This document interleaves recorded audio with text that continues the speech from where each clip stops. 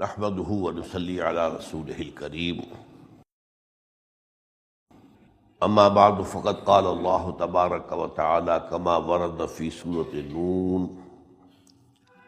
اعوذ بالله من الشيطان الرجيم بسم الله الرحمن الرحيم ان للمتقين عند ربهم جنات النعيم افنجعل المسلمين كالمجرمين ما لكم كيف تحكمون ام لکم کتاب فیہ تدرسون ان لکم فیہ لما تخیرون ام لکم ایمان علینا بالغۃ الی یوم القیامۃ ان لکم لما تحکمون سلہم ایہم بذلک زعیم ام لہم شرکاء فلیأتوا بشرکائہم ان کانوا صادقین یوم یکشف عن ساق ویدعون الی السجود فلا یستطیعون خاشعۃ ابصارهم ترہقهم ذلہ وقد كانوا يدعون الی السجود وهم سالمون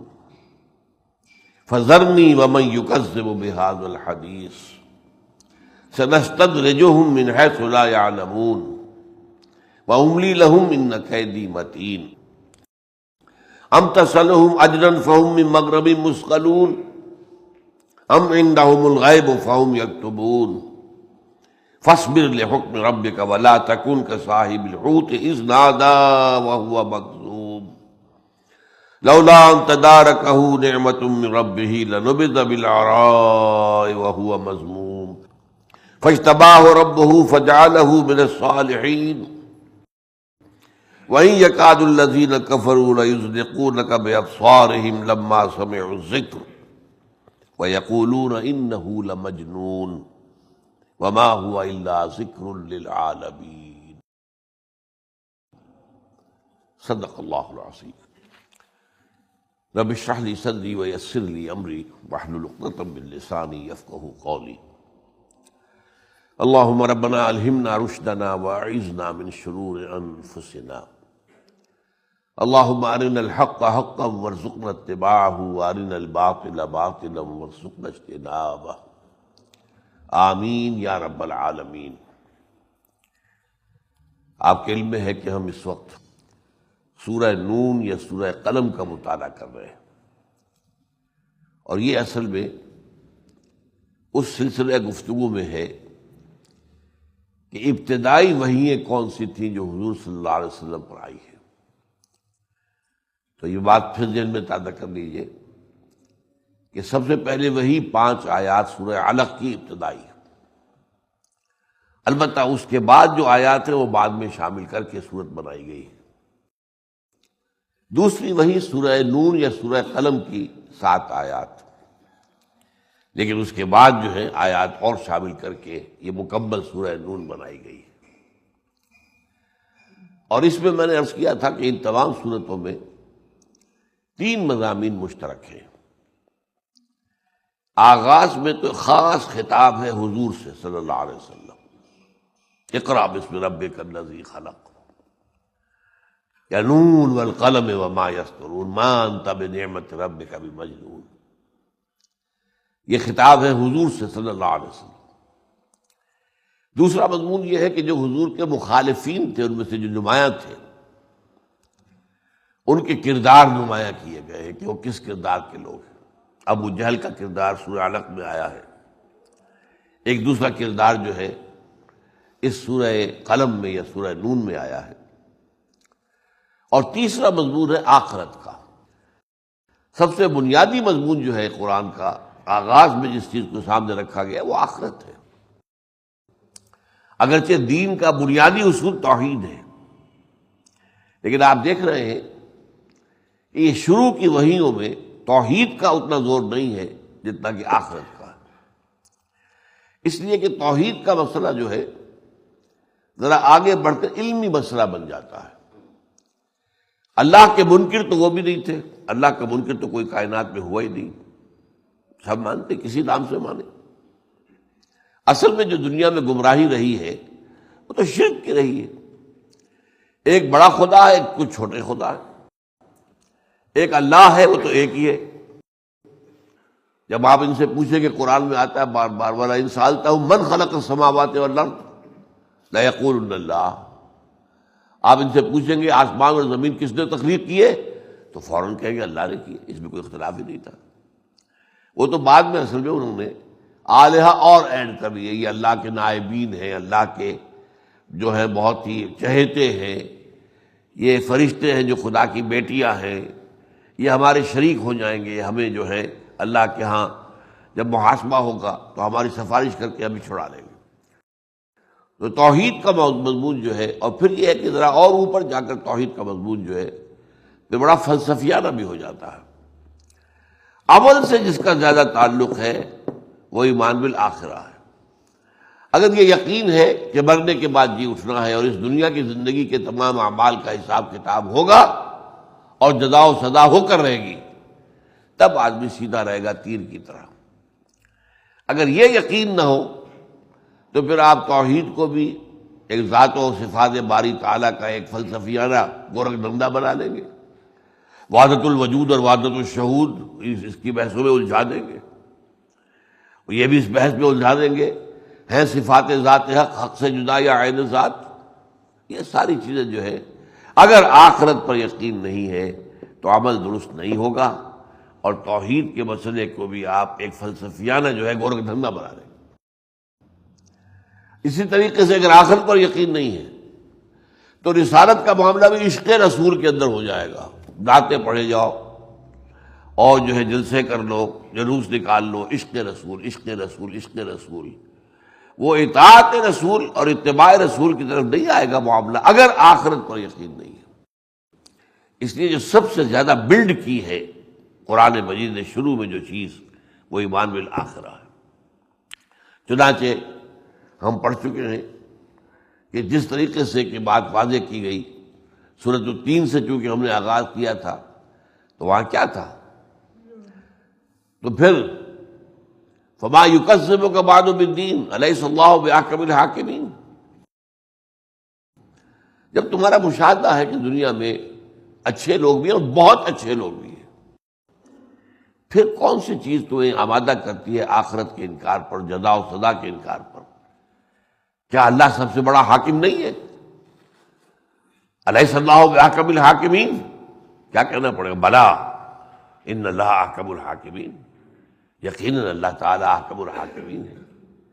یہاں ایک چھوٹی سی بات عرض کر دوں، یہ مذاق کی اور ذوق کی بات ہوتی ہے، یہ چیز تو ثابت ہے کہ کہا جائے بلا، جب سوال کیا گیا الیس اللہ بأحکم الحاکمین، بلا ان اللہ احکم الحاکمین، لیکن ساتھ ہی عام طور پر بے اختیار بے زبان سے یہ الفاظ بھی نکل جاتے ہیں وَهُوَ أَرْحَمُ الرَّاحِمِينَ، وہ احکم الحاکمین بھی ہے، ارحم الراحمین بھی۔ ہماری پناہ جو ہے وہ تو اس میں ہے، وہ رحمت کرنے والوں میں سب سے بڑا رحم کرنے والا بھی ہے۔ بہرحال اگر وہ احکم الحاکمین ہے تو کیسے ممکن ہے کہ وہ اپنے فرما بردار بندوں کو، نیکوکار بندوں کو جزا نہ دے اور اپنے غداروں کو، اپنے باغیوں کو سزا نہ دے؟ کیسے ممکن ہے؟ اس طریقے سے رفتہ رفتہ وہ بلڈ ہو رہا ہے معاملہ۔ اسی طریقے سے کلا ان الانسان لیطغی، یہ ہم پڑھ چکے ہیں سورہ علق میں۔ تمہارا مشاہدہ ٹھیک ہے، انسان جو ہے سرکشی پر آمادہ ہو ہی جاتا ہے۔ کیوں ہو جاتا ہے؟ اور راہ استغنا، وہ دیکھتا ہے اپنے آپ کو کہ کوئی سزا نہیں ملتی، کوئی پوچھ گچھ نہیں ہے، میں نے جھوٹ بولا، میری زبان پر چھالا بھی نہیں نکلا، میں نے جھوٹا حلف اٹھا لیا، کچھ نہیں ہوا مجھے، میں نے یتیم کا مال ہڑپ کر لیا، کچھ نہیں ہوا مجھے، کوئی پیٹ میں درد بھی نہیں اٹھا، کیونکہ یہ دنیا جو ہے، یہ عالم دنیا، یہ مادی قوانین کے اعتبار سے تو مکمل ہے، اخلاقی قوانین کے اعتبار سے نامکمل ہے۔ آپ سنکھیا کھائیں گے مریں گے، چاہے وہ آپ نے غلطی سے کھایا ہو، چاہے جان بوجھ کر کھایا ہو، چاہے کھا کے آپ پچھتا رہے ہو، کچھ بھی ہو جائے، اب تو مرنا ہے، کھایا آپ نے، وہ قانون تو لاگو ہے، وہ قانون، اس کے اعتبار سے یہ دنیا مکمل ہے، مکتفی ہے، سیلف سفیشینٹ ہے۔ اخلاقی قانون کے اعتبار سے نہیں ہے۔ آپ بھلے کام کریں، پوری زندگی کرتے رہیں، ہو سکتا ہے آپ کو فاقے آتے رہیں۔ آپ ایک بات طے کر لیں، جھوٹ نہیں بولنا ہے، کاروبار نہیں چلے گا۔ ایک بات طے کر لے کوئی وقور کہ جھوٹ نہیں بولنا، نہ بلوانا ہے، کوئی وکالت نہیں چلے گی اس کی، بھوکا مرے گا۔ لہذا قانون جو ہے یہ، ہاں آپ اخلاقی اقدار کو اٹھا کر پھینک دیں، پھر جو فارسی میں کہا جاتا ہے بے حیا باش و ہٹ خائی کن، ایک دفعہ حیا کا پردہ ہٹا دو، پھر جو چاہو کرو۔ حیا ہی نہیں رہی تو بے حیائی آ گئی، پھر ہو سکتا ہے کہ اللہ تللے کرو، عیش کرو دنیا میں، تو یہ نظر آ رہا ہے۔ لہذا قانون اخلاقی کے اعتبار سے یہ دنیا نامکمل ہے۔ اور میں نے اس وقت واضح کیا تھا، یاد ہوگا، کہ ہم نے کوشش کی ہے دنیا کے نظام میں، یہ جو سارا پولیس ہے، پرچہ ہے، تھانہ ہے، کیا ہے، جیلیں ہیں، پھانسی کے گھاٹ ہے، کیوں ہے؟ تاکہ لوگ ڈریں کہ غلط اعمال کی ہمیں سزا بھی مل سکتی ہے، دنیا میں مل سکتی ہے، چوری کے اوپر سزا مل سکتی ہے، قتل کرنے پر قتل ہو سکتا ہو، پھانسی چڑھ سکتا ہو۔ لیکن دنیا میں کیا ہوتا ہے کہ یہ قوانین پورے طور پر اپنے اثرات ظاہر نہیں کر سکتے۔ جو مقدمہ ہے وہ ثابت ہو تب کی بات ہے نا، وکیلوں کی قبضے سے نکلے تب کی بات ہے، ججوں کو خرید نہ لیا گیا ہو تب شاید صحیح راستہ نکلا ہے۔ پھر کیا سزا دے دیں گے؟ ایک بوڑھا آدمی جوان آدمی کو قتل کر دیتا ہے، کیا سزا ہو سکتی ہے؟ فرض کیجئے ٹھیک ہے، گواہیاں بھی مل گئی، مقدمہ چل گیا، فیصلہ ہو گیا، سیشن سے بھی سزا ہو گئی، ہائی کورٹ سے بھی ہو گئی، سپریم کورٹ سے بھی، تب بھی کیا کریں؟ پھانسی نہیں دیں گے نا؟ کیا اس کے جرم کے برابر سزا ہے؟ یہ بوڑھا آدمی تو کھا پی چکا، دنیا میں زندگی اپنی پوری جو ہے گزار چکا، عیش کر چکا، بچے اس کے پل بڑھ کر جوان ہو چکے، بلکہ خود بچوں والے ہو چکے ہیں۔ اور یہ جوان جس کو اس نے مارا تھا، اس کی کوئی نوجوان عورت جو ہے بیوہ ہوئی ہے، اس کے چھوٹے چھوٹے بچے یتیم ہوئے، جو نقصان اس خاندان کو پہنچایا ہے اس نے، کیا اس کے برابر سزا دینا ممکن ہے؟ ناممکن۔ یہ ہماری لمیٹیشنز ہیں۔ اس اعتبار سے آخرت کا ہونا، کلا ان الانسان لیطغی ان رآہ استغنی ان الی ربک الرجعی، علاج یہی ہے کہ یقین ہو کہ اپنے رب کی طرف لوٹ کر جانا ہے، اور یہ لوٹ کر جانا کاہے کے لیے؟ سیاحت کے لیے، سیر کے لیے نہیں، جزا و سزا کے لیے۔ اب ہم نے دیکھا ہے سورہ نون کے اندر، یہاں پر بھی شروع میں حضور سے گفتگو ہوئی 7 آیتوں میں، اس کے بعد جو ہے پھر جو ہے ایک کردار سامنے آیا جو غالباً ولید بن مغیرہ کا ہے، واللہ عالم، کو مداہنت سے کام لے، کچھ اپنی منوائی ہے، کچھ ہماری مانی ہے، لیکن نہیں، اس پر سختی سے روک دیا گیا، فلا تطع المکذبین ودوا لو تدہن فیدہنون۔ پھر اس کردار کا نقشہ کھینچا گیا، پھر ایک تمثیل کے پیرائے میں سمجھایا گیا، دیکھو وہ باغ والوں کا معاملہ یاد کرو، باغ پورا پھلوں کے اوپر تھا، پھل لدا، وہ شام کو چھوڑ کر آئے تھے اس حال میں، اور رات کو جو ہے وہ طے کر رہے تھے بھائی صبح ضرور، دیکھو کئی دن سے اب دیر ہو رہی ہے، پھل اتارنا ہے، صبح چلنا ہے، جلدی چلنا ہے، اور جلدی چلنا ہے، اور اتنی جلدی چلنا ہے کہ وہاں کے فقراء وغیرہ کو اطلاع ہی نہ ہو، کہ وہ بھی خواہ آگے کھڑے ہو جائیں کہ ہمیں بھی کچھ دیجیے، اور بڑے وہ اعتماد کے ساتھ جو ہے بڑھے۔ وہاں کیا ہوا تھا، رات کو کوئی اللہ کی طرف سے کوئی عذاب کا ایک پھیرا آیا اور باغ ختم۔ دیکھا یہ تو ہم کہیں راستہ بھول گئے، کیا ہوا؟ یہ وہ ہمارا باغ تو نہیں ہے جو ہم کل شام چھوڑ کر گئے تھے۔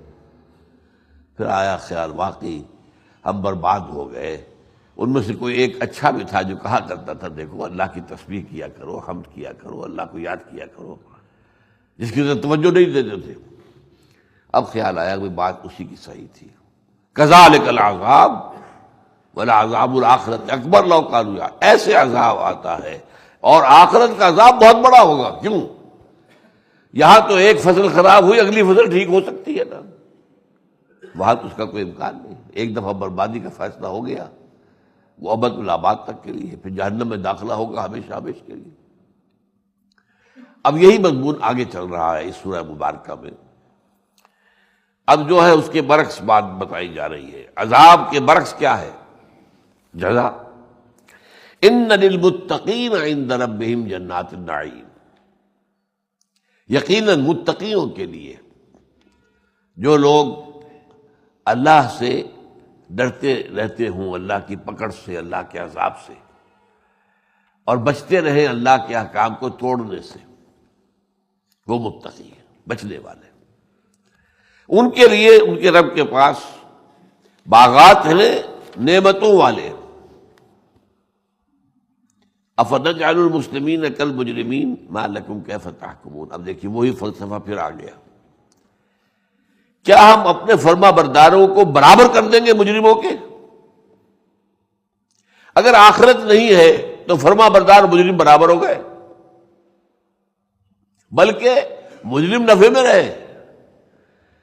دنیا میں تو للے تلے کرتے رہے نا، جھوٹ بول کر، دھوکہ دے کر، فساد برپا کر کے، کچھ اور کر کے، دھونس کے ذریعے، دھوکے کے ذریعے سے، جو بھی غنہ گردی کے ذریعے سے عیش تو کرتے رہے نا، وہ تو نفع میں رہ گئے۔ وہ جو فرما بردار تھے، جو ڈر ڈر کے چلنے والے تھے، جو پھونک پھونک کے قدم رکھتے تھے، کہیں کوئی غلط حرکت مجھ سے نہ ہو جائے، کہیں کسی کا دل نہ توڑ دوں، کہیں کسی کے جذبات مجروح نہ کر دوں، زبان کو بھی تھام کر رکھتے تھے، وہ تو پھر نقصان میں رہے۔ یہ تو بڑا الٹا سودا ہو گیا۔ افنجعل المسلمین کالمجرمین، اگر آخرت نہیں ہے تو سوچو، کم سے کم درجے میں ایک آ جائے گا کہ مسلم یعنی فرما بردار اور مجرم، جرائم جنہوں نے کیے ہیں اللہ کے خلاف، وہ تو برابر ہوں گے۔ بلکہ جیسا کہ بنے گا برابر نہیں رہے، وہ نفع میں رہ گئے۔ ما لکم کیف تحکمون، تمہیں کیا ہو گیا، کیسے باتیں کرتے ہو؟ لیکن اگر آخرت کو نہیں مانتے تو اس کا مطلب یہ ہے کہ پھر یہ مجرم اور مسلم برابر ہو جائے گا۔ اب اس کے بعد یہاں ذکر آ رہا ہے خاص طور پر، جیسے کہ اگلی صورت میں زیادہ واضح ہوگا، اولو النعمہ۔ ہر معاشرے میں کچھ لوگ ہوتے ہیں مترفین، جن پر اللہ تعالیٰ کی نعمتوں کی بارش ہوتی ہے، پیسے والے ہیں، حیثیت والے ہیں، دولت والے ہیں، جائیداد والے۔ ان کا مسئلہ یہ بھی رہا ہے تاریخ میں کہ وہ کہتے تھے کہ اچھا ٹھیک ہے، آپ کہتے ہیں کہ آخرت ہوگی، چلیے مان لیتے ہوگی، لیکن ہمیں اللہ نے اس دنیا میں یہ دے رکھا ہے، یہ عیش دے رکھے ہیں، یہ دولت دے رکھی ہے، یہ حیثیت دے رکھی ہے، یہ اقتدار دے رکھا ہے، اس کا مطلب یہ ہے کہ وہ ہم سے راضی ہے۔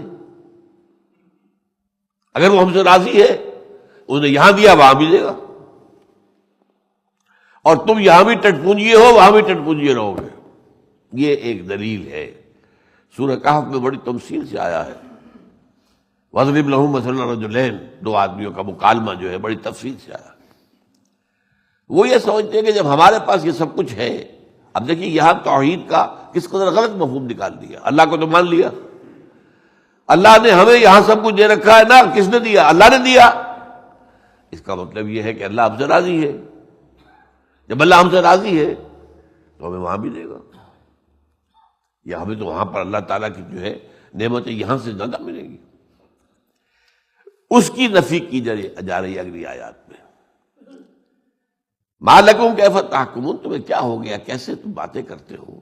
ام لکم کتاب فیہ تدرسون، کیا تمہارے پاس کوئی کتاب ہے، کوئی صحیفہ آسمانی ہے، کوئی کسی نبی پر اتری ہوئی کتاب ہے جس میں تم نے یہ پڑھا ہو کہ جن کو یہاں دنیا کے اندر نعمتیں دی جائیں آخرت میں بھی لازماً دی جائے گی؟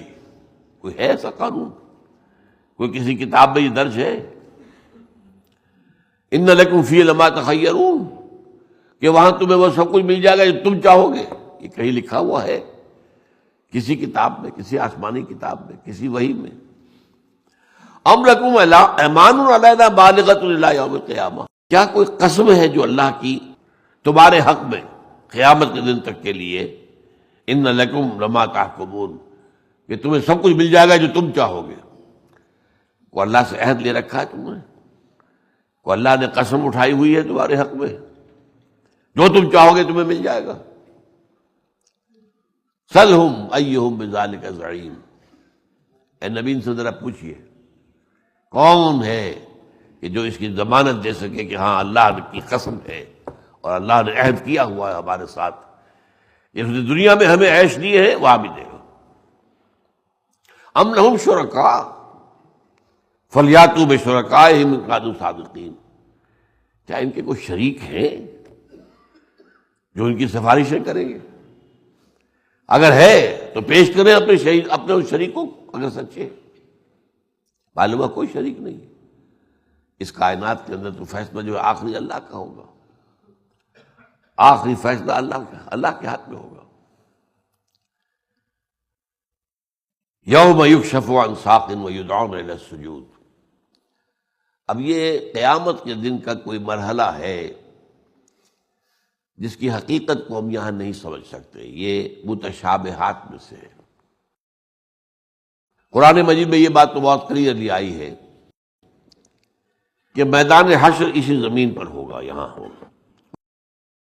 وَجَاءَ رَبُّكَ وَالْمَلَكُ صَفًّا صَفًّا، اور اللہ تعالی اور فرشتے زمین پر نزول کریں گے، عدالت یہاں جمے گی۔ وہ جو کہتے ہیں فارسی میں قصہ زمین برسر زمین، یہاں کے معاملات یہیں طے ہوں گے زمین پر۔ اس زمین کے اوپر جو معاملہ ہونے والا ہے، اب اس میں مثلا ایک بات یہ بھی آتی ہے سورہ قیامہ میں، جب حشر کے میدان میں تمام انسان کھڑے ہوں گے تو جو اہل ایمان ہیں انہیں کسی درجے میں اللہ تعالیٰ کو دیکھنے کی ایک سعادت بھی حاصل ہوگی۔ اللہ تعالیٰ کی طرف دیکھتے ہوئے، وجوہ یومئذ ناظرۃ الی ربہا ناظرہ ووجوہ یومئذ باسرۃ تظن ان یفعل بہا فاقرہ۔ یہ ایسے ہی ہوا کرتا ہے جیسے کہ ہائی اسکول کا آپ کو یاد ہوگا، امتحان ہوا ہے، اب آج نتیجہ جو ہے ڈکلیئر ہونا ہے، کھڑے ہوئے بچے سارے طالب علم، ابھی نتیجہ ڈکلیئر نہیں ہوا ہے لیکن طالب علموں کے چہرے پہ لکھا ہوا ہے نتیجہ۔ جسے فیل ہونا ہے اسے پتا ہے میں نے فیل ہونا ہے، جو کچھ اس نے کیا اسے معلوم ہے۔ کچھ وہ ہے جنہیں پتا ہے کہ ہم نے پاس تو ہو ہی جانا، پر دیکھے میں نمبر فرسٹ پہ آتا ہوں کہ نہیں آتا ہوں، کچھ ان کے چہرے ہیں۔ تو نتیجہ ڈکلیئر ہونے سے پہلے نتیجہ چہروں پر لکھا ہوا ہے۔ یہی معاملہ قیامت کے دن ہوگا کہ حشر میں جب لوگ کھڑے ہوں گے تو ان کے چہروں پر لکھا ہوگا، وجوہ یومئذ مسفرۃ ضاحکۃ مستبشرہ، بہت سے چہرے اس روز ہوں گے روشن، مسکراہٹیں ہوں گی اس کے اوپر، اور وہ اچھی امیدیں رکھتے ہوں گے کہ اللہ تعالیٰ کی طرف سے آج ہمیں اعزاز اور اکرام کا معاملہ ہوگا، خلعتیں ملیں گی، ان کا دل بتائے گا۔ ووجوہ یومئذ، اور بہت سے چہرے ہوں گے جس دن کے علیہا غبرۃ ترہقھا قطرہ، جیسے غبار آلود ہے چہرے اور ان کے اوپر سیاہی مسلط ہو جائے۔ تو یہ نقشہ ہے جو مختلف اوقات میں، جو اب قیامت کا دن بہت لمبا دن ہے، اس میں مختلف قسم کے بیچ میں جو مراحل آئیں گے، ان میں سے ایک مرحلہ کوئی یہ ہے جس کا ذکر یہاں ہو رہا ہے۔ یوم یکشف عن ساق ویدعون الی السجود، جس دن کے کھولی جائے گی پنڈلی، اللہ کی پنڈلی۔ اب اس لیے میں نے کہا تھا متشابہات میں سے ہے، ہم نہیں جانتے کہ اس سے مراد کیا ہے۔ قرآن کہتا ہے ید اللہ تو ہے، کیسا ہے ید وہ ہم نہیں جانتے۔ وجہ اللہ ہے، چہرہ ہے اللہ کا، کیسا ہے ہم نہیں جانتے۔ اللہ کی ذات کے ساتھ ہمیں یہ ماننا پڑے گا، ید اللہ ہے، اور اللہ تعالیٰ کا وجہ اس کا چہرہ ہے۔ اسی طریقے سے یہ کوئی اللہ کی تجلی ہوگی خاص، کوئی جس کو کہا جا رہا ہے کہ پنڈلی کھولی جائے گی اور کہا جائے گا کرو سجدہ، تو جو دنیا میں سجدہ کرتے رہتے ہیں وہ سجدے میں گر جائیں گے۔ جو یہاں اکڑ میں رہے تھے اب وہ چاہیں گے سجدہ کریں نہیں کر سکیں گے، ان سے سجدے کی توفیق سلب کر دی جائے گی، ان کی کمر گویا کہ تختہ بن جائے گی کہ ہلنے کو جھکنے کو تیار ہی نہیں ہے۔ یہ گویا کہ ایک چھلنی لگے گی، جیسے ایک چھلنی جسے ہم کہتے ہیں پل صراط، ایک مرحلہ آئے گا قیامت کے دن کہ ایک بہت ہی تنگ پل کے اوپر سے گزرنا پڑے گا، اور اس کے نیچے جہنم ہوگی، وہ پوری جو ہے جہنم کے اوپر ہوگا، اور انتہائی تاریکی ہوگی، کسی کے پاس روشنی نہیں ہوگی سوائے اس کے جس کے پاس ایمان اور عمل صالح تھا۔ وہ اپنی روشنی میں راستہ دیکھتے ہوئے گزر جائیں گے اور جنت میں داخل ہو جائیں گے۔ جن کے پاس وہ نور نہیں تھا، نہ نور ایمان نہ نور اعمال صالحہ، وہ ٹھوکریں کھائیں گے اور گر جائیں گے جہنم کے اندر۔ تو یہ مختلف جگہوں پر یوں سمجھیے یہ چھلنیاں لگائی جائیں گی تاکہ علیحدہ علیحدہ کر دیا جائے، اہل ایمان اہل نفاق علیحدہ ہو جائیں۔ اسی طرح یہ ہے جو دنیا میں اللہ کو سجدہ نہیں کرتے تھے، قیامت کے روز کرنا بھی چاہیں گے تو نہیں کر سکیں گے۔ یوم یکشف عن ساق ویدعون الی السجود فلا یستطیعون خاشعۃ ابصارہم ترہقہم ذلہ، ان کی نگاہیں جھکی ہوئی ہوں گی ذلت کی وجہ سے، اور ان کے چہروں کے اوپر جو ہے وہ ذلت چھائی ہوئی ہوگی۔ وَقَدْ كَانُوا يُدْعَوْنَ إِلَى السُّجُودِ وَهُمْ سَالِمُونَ، اور یہ پکارے جاتے تھے سجدے کے لیے جبکہ یہ صحیح و سالم تھے، دنیا میں صحیح تھے۔ حی علی الصلاۃ حی علی الفلاح، پکار آتی تھی، نہیں جاتے تھے، نہیں سجدہ کرتے تھے۔ اب جبکہ وہاں پر وہ صحیح و سالم تھے، وَهُمْ سَالِمُونَ وَقَدْ كَانُوا يُدْعَوْنَ إِلَى السُّجُودِ وَهُمْ سَالِمُونَ، جب وہ وہاں صحیح و سالم ہوتے ہوئے انہوں نے سجدہ نہیں کیا تھا، آج یہاں انہیں سجدے کی توفیق نہیں ملے گی۔ اب آئے وہی معاملات مخالفت کرنے والے، اب جیسے کہ میں نے کہا یہ بعد میں مختلف مراحل پر جو آیات نازل ہوئی وہ جمع کی گئی، یہ زیادہ اگلا مرحلہ ہے جبکہ اختلاف کی بھٹی دہک گئی تھی۔ فَذَرْنِي وَمَن يُكَذِّبُ بِهَذَا الْحَدِيثِ، تو اے نبی چھوڑیے مجھ کو اور ان کو جو میری اس بات کا انکار کر رہے ہیں، آپ پریشان نہ ہوں، پرواہ نہ کریں ان مخالفین کی، ان کی کوئی مخالفت آپ کو کوئی غضب نہیں پہنچا سکے گی۔ ذرنی، میں ان سے نپٹ لوں گا، چھوڑیے مجھے اور ان کو، ہم نپٹ لیں گے۔ فَذَرْنِي وَمَن يُكَذِّبُ بِهَذَا الْحَدِيثِ، هذا الحدیث یہ قرآن، فَبِأَيِّ حَدِيثٍ بَعْدَهُ يُؤْمِنُونَ، سورۃ المرسلات کی آخری آیت۔ یہ حدیث اللہ ہے، جسے ہم حدیث کہتے ہیں وہ حدیث الرسول ہے، وہ رسول کا کلام ہے، اور یہ اللہ کا کلام ہے۔ تو حدیث تو ہے، وہ بھی حدیث یہ بھی حدیث، وہ حدیث رسول کی، حدیث الرسول، یہ حدیث اللہ۔ فَذَرْنِي وَمَن يُكَذِّبُ بِهَذَا الْحَدِيثِ سَنَسْتَدْرِجُهُم مِّنْ حَيْثُ لَا يَعْلَمُونَ، یہ ایک بہت اہم لفظ ہے، استدراج، درجہ بدرجہ کسی کو لے آنا۔ ہم انہیں درجہ بدرجہ لے آئیں گے جہاں سے کہ انہیں پتہ بھی نہیں چلے گا۔ ایک مجرم سوچتا ہے میں تو چھوٹ گیا، مجھے سزا نہیں ہوئی، اسے یہ پتہ نہیں کہ کوئی اور سزا جو ہے اللہ کی طرف سے اس کے لیے لکھ دی گئی ہے۔ وہ اپنی جگہ مطمئن ہے، اور دنیا میں ایسا بھی ہوتا ہے کہ غلط کاروں کو اللہ یہاں پر نعمتیں دیتا ہے، وہ سمجھتے کہ ہم تو ٹھیک ہے، تبھی تو اللہ ہم پر نعمت کر رہا ہے۔ پھر دیکھیے وہی بات جہاں سے میں نے آج بات شروع کی تھی، ایمان باللہ کے ایک غلط معنی بھی توڑ کر مروڑ کرنے کے لیے جا سکتے۔ میں ساری حرام خوریاں کر رہا ہوں اور مجھ پر اللہ کی کوئی پکڑ نہیں آئی، اس نے دلیل بنا لیا اپنی غلط روش کے لیے، اس کا مطلب میں ٹھیک کر رہا ہوں، اللہ ہے نا، اللہ نے مجھے نہیں پکڑا نا، کیا مطلب ہے، میں ٹھیک ہوں۔ تو سنست استدراج، آدمی چل رہا ہے غلط راستے پر لیکن اسے کچھ دنیاوی اعتبار سے کامیابیاں حاصل ہوتی چلی جا رہی ہیں، وہ اور پختہ ہو رہا اور پختہ ہو رہا اور پختہ ہو رہا۔ یہ اصل میں ڈھیل ہے جو اللہ کی طرف سے ہے۔ جیسے آپ کو معلوم ہے کہ آپ مچھلی کا شکار کرتے ہیں، کانٹا پھنس گیا تو اب آپ ڈھیل چھوڑتے ہیں، آپ ڈوری لمبی کرتے ہیں، کہاں تک جائے گی؟ وہ جو کانٹا تو پھنسا ہوا ہے، کہاں جائے گی؟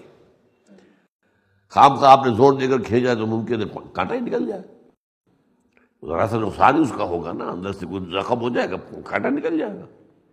لہذا ڈھیل دے، یہ اللہ ڈھیل دیتا ہے۔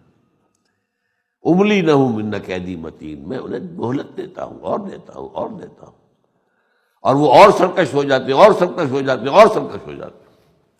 اس کا نام استدراج ہے۔ سنستدرجهم من حيث لا يعلمون واملی لهم، میں انہیں امیدیں دلاتا ہوں، ان قیدی متین، میری چال بہت مضبوط ہے، یہ میری پکڑ سے نکلنے والے نہیں ہیں۔ آپ کو پتا ہے مچھلی میں آپ کا کانٹا لگا ہوا کہاں جائے گی؟ دو رسی لمبی کرو، رسی خود بخود جب اس کی ریزسٹنس کم ہو جائے گی، اب آپ کھینچ لیجیے، اب اس کے لیے وہ طاقت ہی نہیں ہے۔ وَأُمْلِي لَهُمْ إِنَّ كَيْدِي مَتِينٌ أَمْ تَسْأَلُهُمْ أَجْرًا فَهُمْ مِنْ مَغْرَمٍ مُثْقَلُونَ۔ ابھی دیکھیے کس طریقے سے یہ جو میں نے بات پہلے بہت عرصے پہلے کئی مرتبہ بیان کیا کہ قرآن مجید کا اسلوب ہے خطابت کا، ایک خطیب ہے تقریر کر رہا ہے، اب اس کے داہنی طرف بھی کچھ لوگ ہیں، بائیں طرف بھی ہے، سامنے کبھی ادھر متوجہ ہوتا ہے، کبھی ادھر متوجہ ہوتا ہے، کبھی ایسا بھی ہوتا ہے کہ جو موجود نہیں ہے اس کو حاضر فرض کر کے خطاب شروع کر دیتے ہیں۔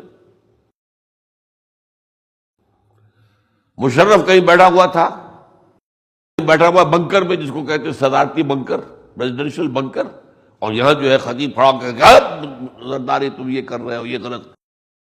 بھائی کہاں زرداری، کس سے خطاب کر رہے ہو؟ تو غائب کو فرض کر کے کہ وہ حاضر ہے، گفتگو ہوتی ہے خطاب کے اندر، اور کبھی جو حاضر ہے انہیں غائب سمجھ کر گفتگو ہوتی ہے۔ ام تسألهم اجرا فهم من مغرم مثقلون، اے نبی کیا آپ ان سے کوئی اجرت مانگ رہے ہیں؟ یہ جو تبلیغ آپ کر رہے ہیں، دعوت دے رہے ہیں، اللہ کا پیغام پہنچا رہے ہیں، تو آپ نے کوئی اجرت طلب کی ہے کہ ان کے اوپر بوجھ پڑ گیا ہے اس سے بھاگ رہے ہیں کہ ہمیں تو بہت بڑا سا اس کے اوپر محنتانہ دینا پڑ جائے گا، بڑی فیس دینی پڑ جائے گی؟ کوئی عام لیکچرر آتا ہے کسی خاص موضوع کے اوپر ٹریننگ دینے کے لیے، کتنی بڑی فیس لیتا ہے؟ ام تسألهم اجرا فهم من مغرم مثقلون، کیا آپ نے ان سے کوئی اجرت طلب کی ہے کہ جس کے تاوان کے نیچے یہ دب گئے ہیں؟ ام عندهم الغیب فهم یکتبون، یا کیا ان کے پاس غیب کا کوئی علم ہے جسے وہ لکھتے ہوں؟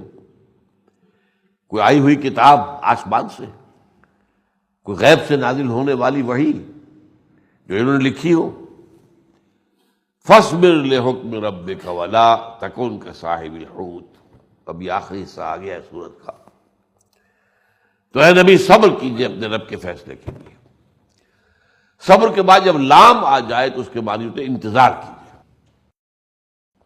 فاصبر لحکم ربک، آپ اپنے رب کے فیصلے کا انتظار کیجئے۔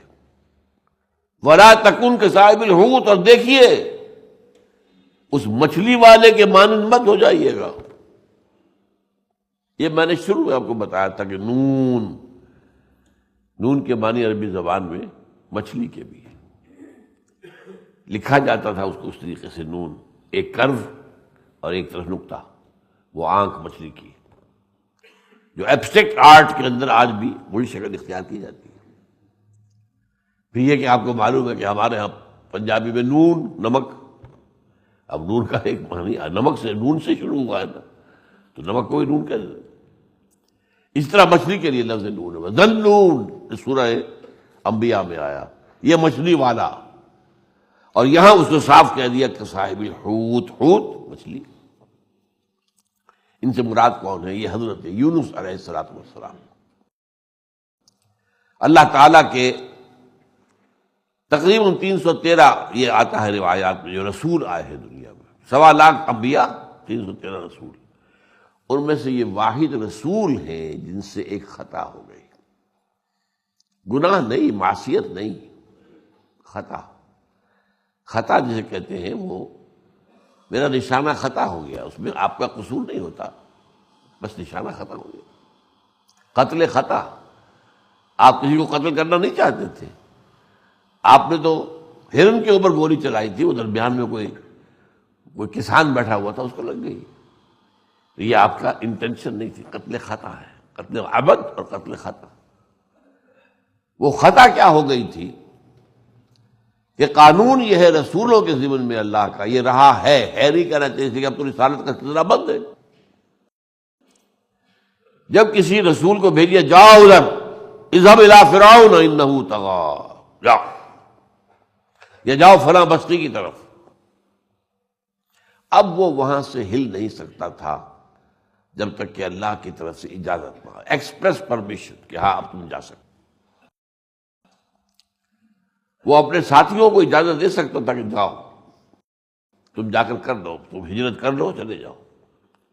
آپ کو معلوم ہے مکی دور کے اندر تقریباً وسط میں حضور نے صحابہ کو اجازت دے دی کہ اب یہاں کا جو پرسیکیوشن ہے، جو تشدد ہے، جو ٹارچر ہو رہا ہے تم پر، اگر برداشت نہیں ہو رہا ہے تو جاؤ حبشہ چلے جاؤ، وہاں ایک عادل حکمران ہے، نجاشی ہے، نیگوس، تم وہاں جا کے پناہ لے لو۔ لیکن رسول نہیں دے سکتے، رسول تو جب تک کہ اللہ کی طرف سے ایکسپریس پرمیشن نہیں آئے گی، yes you can leave now, اس طرح سے نہیں۔ چنانچہ ہجرت مدینہ کے موقع پر بھی یہ ہوا کہ حضور نے صحابہ سے کہہ دیا جاؤ ہجرت کرو مدینہ کی طرف، خود نہیں۔ آپ نے وہ سارا قصہ پڑھا ہوگا سیرت کے اندر، حضرت ابوبکر پوچھ رہے ہیں بار بار حضور اجازت آ گئی، نہیں آئی، ابھی نہیں آئی، ابھی نہیں آئی، ابھی نہیں آئی۔ ایک روز اچانک دیکھا حضرت عائشہ نے کہ حضور جو ہے عین دوپہر کے وقت کو، جو عرب کے اندر بڑی غیر معمولی بات ہے، دوپہر کے وقت وہاں نہ کوئی ملاقات کے لیے جاتا، نہ کوئی کاروبار، بازار بند، سب چیز کا دفتر بند، سب بند۔ ظہر عصر کے مابین ان کا قیلولے کا وقت ہے، کھانا کھائیں گے قیلولہ کریں گے، یہ ان کی عادت ہے، کلچر ہے ان کا۔ عین دوپہر کے وقت جو ہے حضور نے اپنے چہرے کو، سر کو کپڑے میں چھپایا ہوا چلے آ رہے ہیں، آئے، کہا ذرا یہاں سے ہٹا دو، اور حضرت ابوبکر نے فرمایا کون ہے؟ حضرت عائشہ سے نکاح تو ہو چکا تھا، یہ تو آپ کی اہلیہ ہے، آپ کی، وہ آئیے۔ آئے اور آتے کہا کہ ابوبکر اجازت آ گئی ہے۔ اب حضرت ابوبکر بہت خوش ہوئے، بڑی خوشی، اور بڑے ہی یوں سمجھیے کہ امید والے پہلو کے ساتھ کہ آج مجھے شاباش ملے گی۔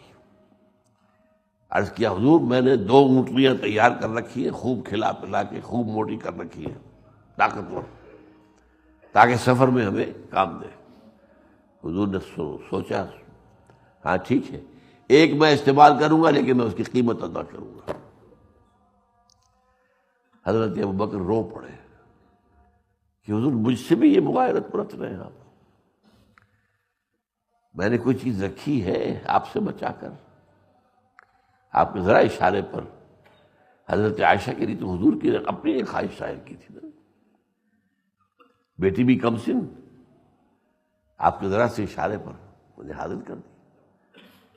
لیکن یہ کہ حضور کے اندر جو تھی، آپ کے اندر عزت نفس اس درجے کی تھی کہ حتی الامکان کسی کا احسان نہ لیا جائے۔ بہرحال حضرت یونس علیہ السلام جو ہے یہ بھیجے گئے ہیں نینوا، یہ اصل میں عراق کا بالکل شمالی حصہ جو اس کا ایک شہر ہے، اور یہ دجلہ کے کنارے پر ہے۔ وہاں کی قوم جو تھی ان کی طرف حضرت یونس علیہ السلام کو بھیجا گیا، انہوں نے دعوت دی، حق ادا کر دیا، اتمام حجت کر دیا، قوم کفر پر اڑی رہی، اس انتہا تک پہنچ گیا کہ اب عذاب آ کر رہے گا، اور عذاب کے آثار بھی شروع ہو گئے۔ لیکن حضرت یونس کو ابھی اجازت نہیں آئی تھی، ایکسپریس پرمیشن نہیں آئی تھی کہ آپ چھوڑ کر چلے جائیں، اس کا اجازت کیے بغیر وہ چلے گئے کہ یہ ناہنجار قوم تو برباد ہو کر رہے گی، میں جاتا ہوں۔ یہ خطا تھی جس پر پکڑے گئے، یہ واحد رسول ہیں جن سے یہ خطا ہوئی ہے، یہ کوئی گناہ نہیں ہے، کوئی جرم نہیں ہے، کوئی معصیت نہیں ہے، ایک غلط اندازہ ہے، لیکن اس کے اوپر اللہ نے پکڑا ہے۔ یہ کشتی میں سوار ہو کر چلے، وہ کشتی ڈگمگانے لگی، ان لوگوں کا یہ خیال ہوتا تھا کہ اگر کشتی میں کوئی بھاگا ہوا غلام ہو، وہ سوار ہو تو کشتی جو ہے ڈوبنے لگتی ہے۔ آقا اس زمانے آپ کو معلوم ہے آقا اور غلام کا رشتہ جو ہوتا تھا کہ اگر غلام جو ہے آقا کا نافرمان بھاگ کر نکل آیا ہے تو انہوں نے جو بھی اس کے لیے ایک مختلف طریقوں سے وہ اندازہ کیا، قرآن اندازی کی، کون ہے وہ غلام؟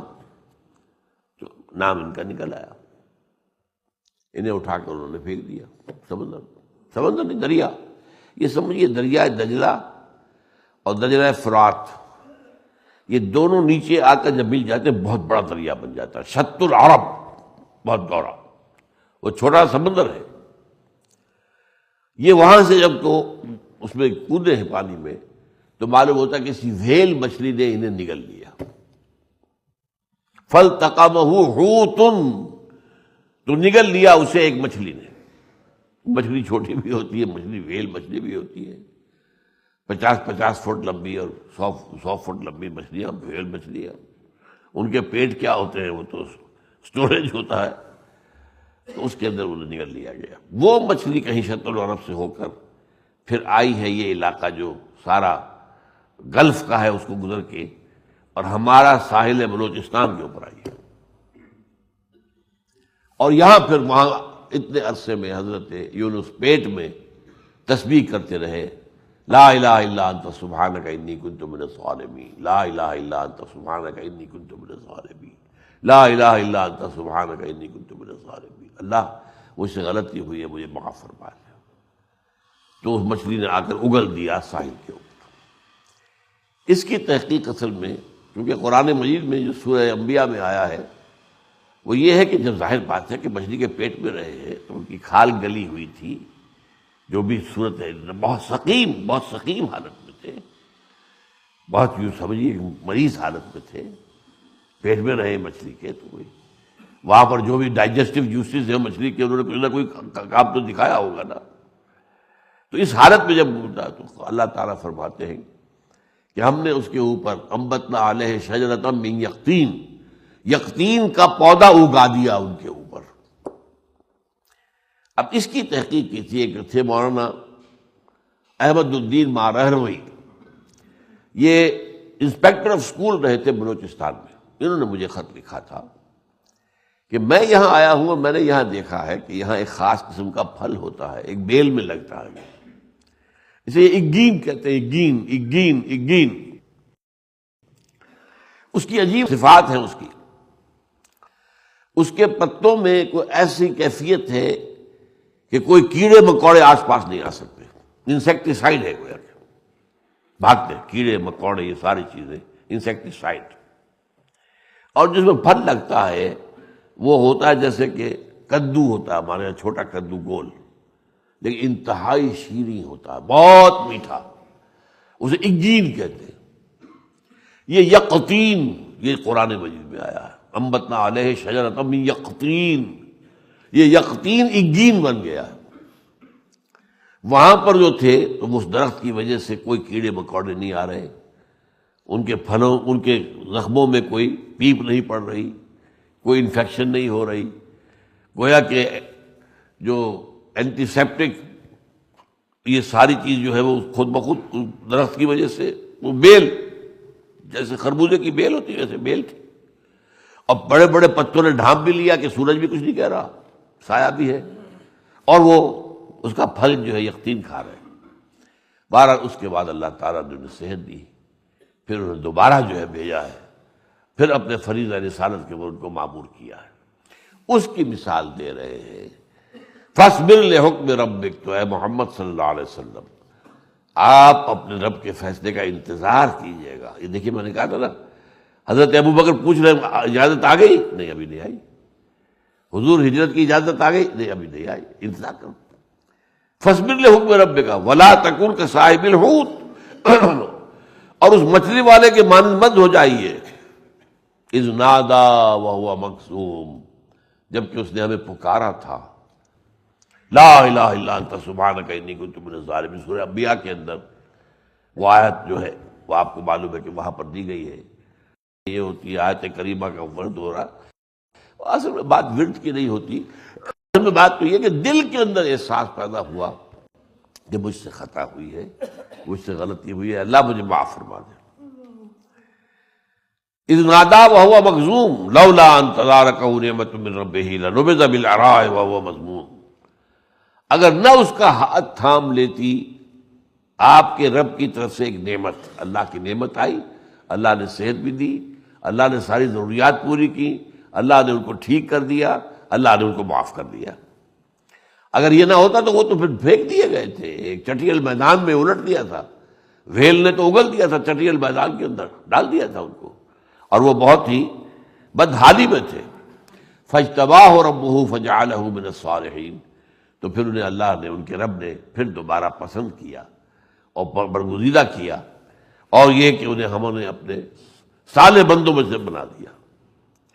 تو یہ آپ دیکھیے کہ آپ صبر کے اوپر قائم رہیں، چاہے آپ کو کچھ بھی کہیں، کوئی اختلاف کریں، کوئی تکلیفیں پہنچائیں، کوئی ٹارچر کریں، کوئی زبانی تکلیف دیں، جو بھی ہو، لیکن آپ کو جو معمور کیا گیا ہے، آپ اپنی پلیس آف ڈیوٹی، آپ اپنے اس فرض منصبی کی جگہ سے ہل نہیں سکتے۔